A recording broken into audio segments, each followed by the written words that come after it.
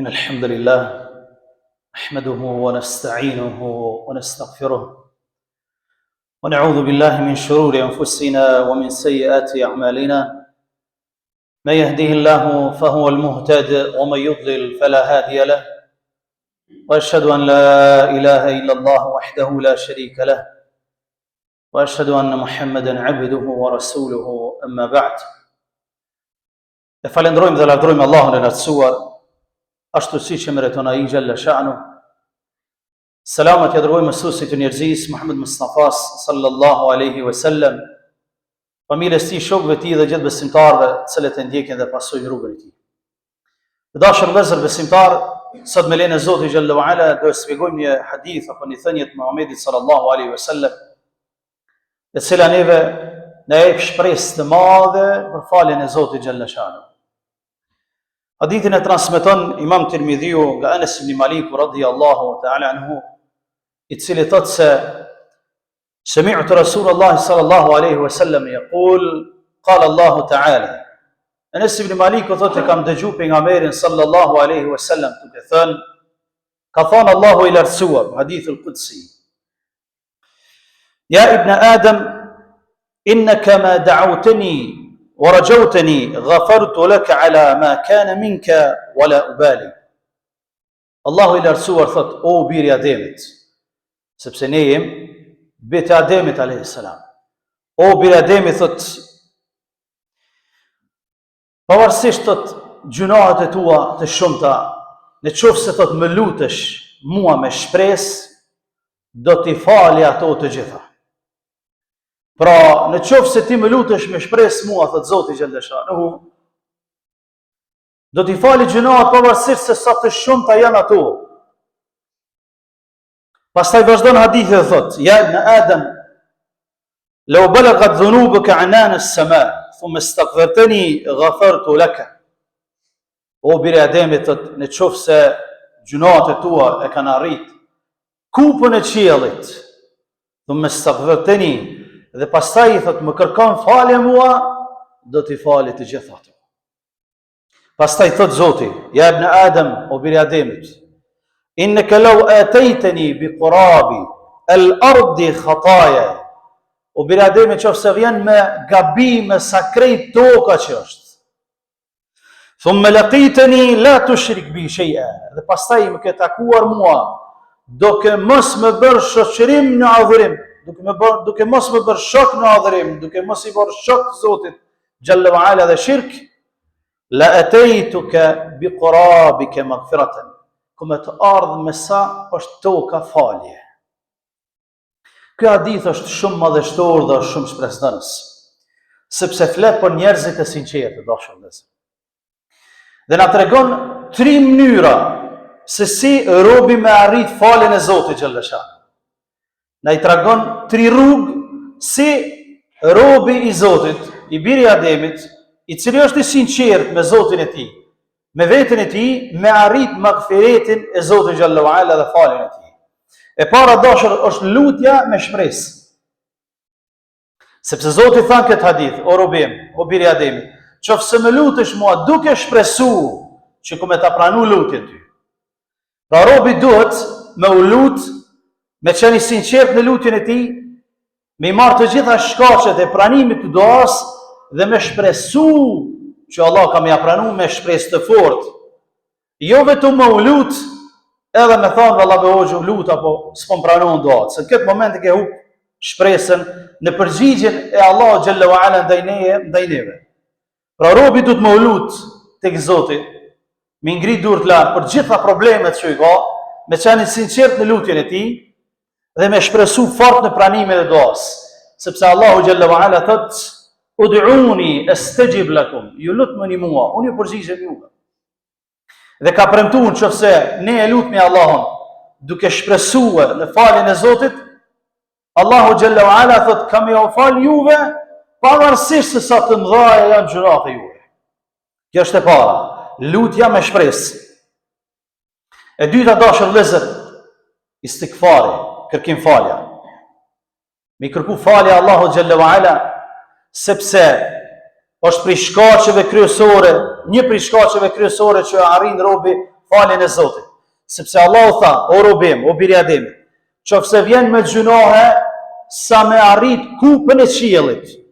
Me arrit kupën e qiellit me gjunohe, do me po gjunohe shumë. Thumë staghfirtani, pastaj më kërkon falje.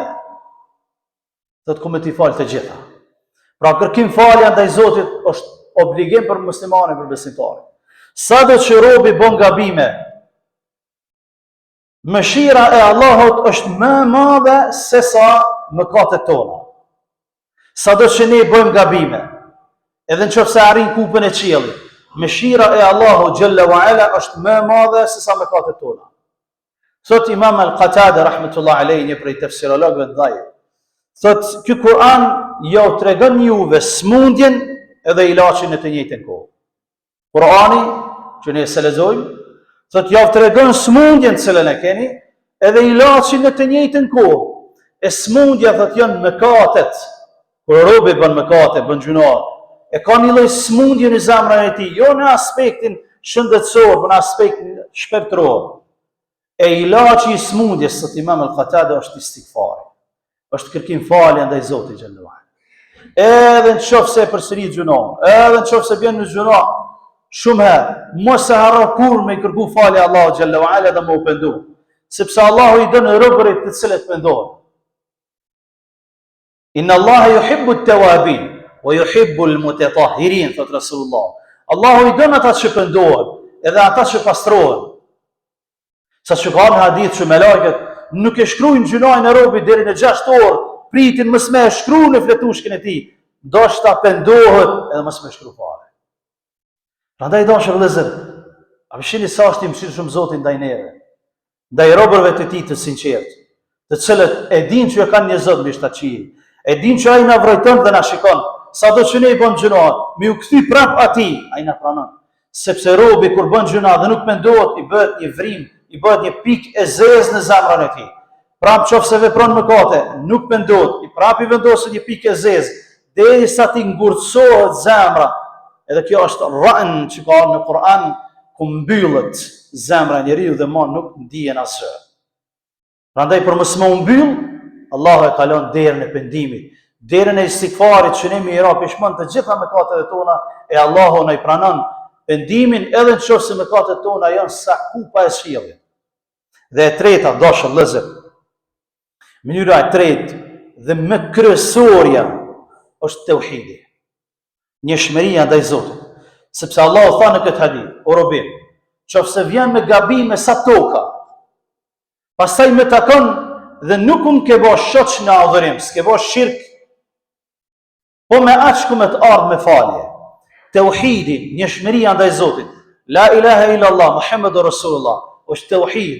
Nuk e meriton askush të adhurohet me të drejtë përveç Allahut. Dhe se Muhamedi është rob dhe i dërguari i tij, është tauhid, njëshmëri, që i anulon të gjitha adhurimet e kota. Është shkaku kryesor që Allahu ja fal robët vetë gjunat. Sepse Allahu thot, inna Allaha la yaghfiru an yushraka bih. Allahu nuk e fal gjunahun që është shirk, që është politeizëm, që është adhurim ndaj dikujt tjetër e jo ndaj Allahut. Nuk e fal Allahu këtë gjuna.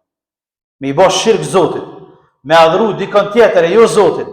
Kushdo qoftë ai, qoftë me lajke, qoftë pejgamber, qoftë guri, qoftë dru, me adhuru dikon tjetër, jo Zotit, nuk e fal Allahu këtë gjuna. E dënon me xhehenam për gjithmonë. Sepse drejtësia e tij, wa yaghfiru ma duna dhalika liman yasha. E gjunoha të tjera thot Allahu ja fal ku don ai. E tauhidi, njëshmëria e Zotit, me të qenë musliman ashtu siç duhet, me ditë që nuk adhurohet askush tjetër përveç Allahut, sepse fjala la ilaha illa Allah e përmban këtë, kjo bëhet shkak që Allahu më ia fal gabimet atij, edhe nëse janë sa toka, edhe e takon Zotin ditën e gjykimit. Ke qenë musliman muahhid, e ke njësu Zotin ashtu siç duhet, nuk je shku me u lut gurit edhe drunit edhe varrit edhe ku e dionje, e si je shku në për fallxhore ndryshme, e s'ke rrotullut çeremide për kismete, me se këto janë shirk të gjitha, po ju ke mbështet vetëm Allah dhe ka dhëru vetëm Allahu xhallahu ala, që ja bën që robi me u shty gjunat kur del para Zotit, edhe nëse janë sa toka krejt, sepse tauhidi ja fshin Zoti robit nëpërmjet tauhidit. Njëshmërisë së tij gjunohet, edhe nëse bëhet ndonjëherë banor i xhenemit, e nxjerr dhe e fut në xhenet. ndërsa ai I cili ka bërë shoq Zotit në adhurim, nuk e ndin erën e xhenetit kurrë dhe nuk mundet me qenë prej banorëve të xhenetit. Andaj dashur vëllezër, kjo hadith është shumë shpresdhënës. Neve na jep shpresat mëdha që Allah më na fal. Sado që ne bëjmë gabime, ti kthehemi Zotit, sepse Zoti fal shumë. Zoti xhalla wa ala I dhrohet kur robi I tij nuk e lut atë. I dhrohet kur robi I tij nuk e lut Zotin xhalla wa ala. Mos mashtron shejtani as ty as mu me thonë unë çka kum bënë apo jo se Zoti s'mi fal. Jo. Kur nuk gëzon robi me thonë këtë punë. Sepse kjo është prej shejtanit të mallkuar. Allahu xhalla wa ala ja fal gjunat robit krejt. Sepse falja e tij është më e madhe dhe mëshira e tij është më e madhe se gjunat tona. Mos thuju në shkon xhami se filani shkon edhe ai çka ka pas bërë kur qenë I ri. Jo, vllai dashur. Ti si ai që gjykon? Mos e luj rolin e Zotit tu, sepse si as ti askon. Allah është më I mëshirshëm se sa që ne mendojmë. Një mëshirë ka lëshuar në dynja, vetëm një mëshirë. Bëhet I darë njeriu, bëhet I darë kafsha, e ngren këmbën kafsha mos me shkel të voglin e saj. Vetëm një mëshirë që ka lëshuar Zoti në tokë. 99 mëshira I ka rujt për robërit e tij në ditën e gjykimit. A ja vlen me humb shpresën e Zotit pastaj? Jo.